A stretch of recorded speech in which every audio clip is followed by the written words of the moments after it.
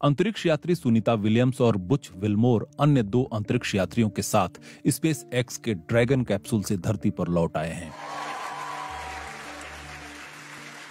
बीते साल जून में महज 8 दिनों के लिए अंतर्राष्ट्रीय स्पेस स्टेशन पर गए ये दोनों एस्ट्रोनॉट 9 महीने बाद लौट पाए हैं। बोइंग का जो स्टारलाइनर यान उन्हें वापस धरती पर लाने वाला था वो खराब हो गया था, इसलिए उन्हें इतना लंबा इंतजार करना पड़ा। उन्हें आखिरकार एलन मस्क की कंपनी स्पेस एक्स का ड्रैगन कैप्सूल फ्लोरिडा के तट पर सुरक्षित रूप से उतारा। इंटरनेशनल स्पेस स्टेशन से अनडॉक होने के बाद यान को धरती पर पहुंचने में 17 घंटों का लंबा वक्त लगा। जानिए कैसी थी ये यात्रा और कैप्सूल के स्प्लैश डाउन करने के बाद क्या क्या हुआ। पैराशूट खुला और फिर स्प्लैश डाउन।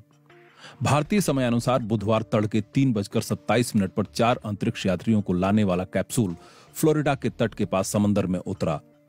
समंदर के सतह पर आने के बाद कंट्रोल सेंटर की ओर से अंतरिक्ष यात्रियों का स्वागत करते हुए कहा गया, निक, एलेक, बुच, सुनी, स्पेस एक्स की ओर से घर वापस आने का स्वागत है। कमांडर निक हेग ने खुशी जाहिर करते हुए जवाब दिया, कैप्सूल में सभी के चेहरे पर मुस्कुराहट है।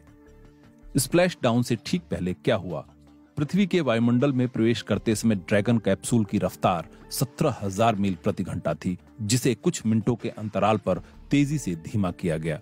2000 डिग्री का तापमान और हीट शील्ड, कितना खतरनाक था यह सफर। जब कैप्सूल धरती के वायुमंडल में प्रवेश किया तो कम्युनिकेशन ब्लैकआउट हो गया था, जो कि करीब 3:20 पर फिर से बहाल हुआ। वायुमंडल में प्रवेश के बाद अंतरिक्ष यान के प्लाज्मा शील्ड का तापमान 1927 डिग्री सेल्सियस तक पहुंच गया था, लेकिन हीट शील्ड सवार अंतरिक्ष यात्रियों को इतनी तेज गर्मी से बचाने में मददगार साबित हुई।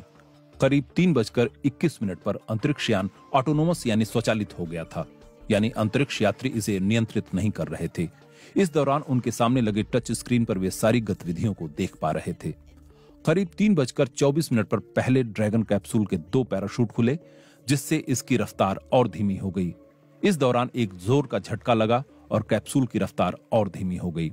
इसके बाद 2 और पैराशूट खुले। समंदर में उतरने के बाद क्या हुआ? जिस समय कैप्सूल समंदर में उतरा उसके ठीक बाद ही पानी में कैप्सूल के चारों ओर डॉल्फिन चक्कर लगाती हुई तैरती दिखीं।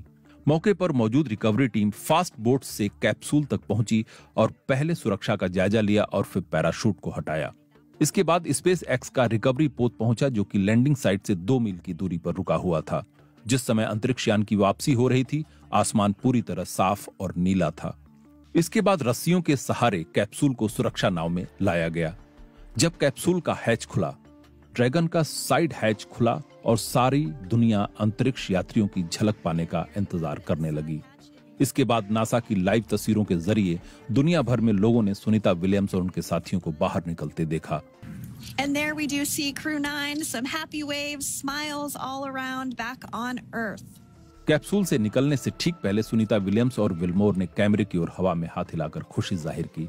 अंतरिक्ष में करीब 286 दिन बिताने के बाद सुनीता विलियम्स और बुच विल्मोर ने धरती पर ताजा हवा में सांस ली। करीब 9 महीने तक इंटरनेशनल स्पेस स्टेशन पर रहते हुए इन दोनों यात्रियों ने हर दिन 16 बार सूर्योदय और सूर्यास्त देखा और अंदाजा लगाया जा सकता है कि इससे तालमेल बिठाना उनके लिए कितना चुनौतीपूर्ण रहा होगा।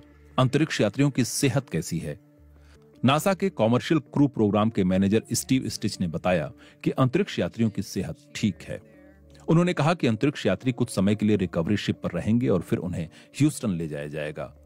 उन्होंने अपनी टीम का शुक्रिया अदा किया और नासा की जरूरतों के मुताबिक खुद को ढालने के लिए अमेरिकी अरबपति एलन मस्क की कंपनी स्पेस एक्स की तारीफ की।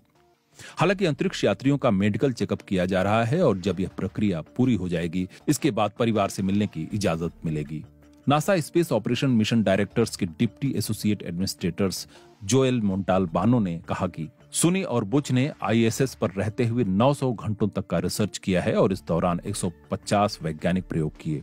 उन्होंने नासा अंतरिक्ष यात्रियों के किए गए प्रयोगों को देश के लिए लाभदायक बताया और उम्मीद जताई कि इस दशक के अंत तक मंगल ग्रह पर इंसान उतारने के नासा के लक्ष्य में ये मददगार साबित होंगे।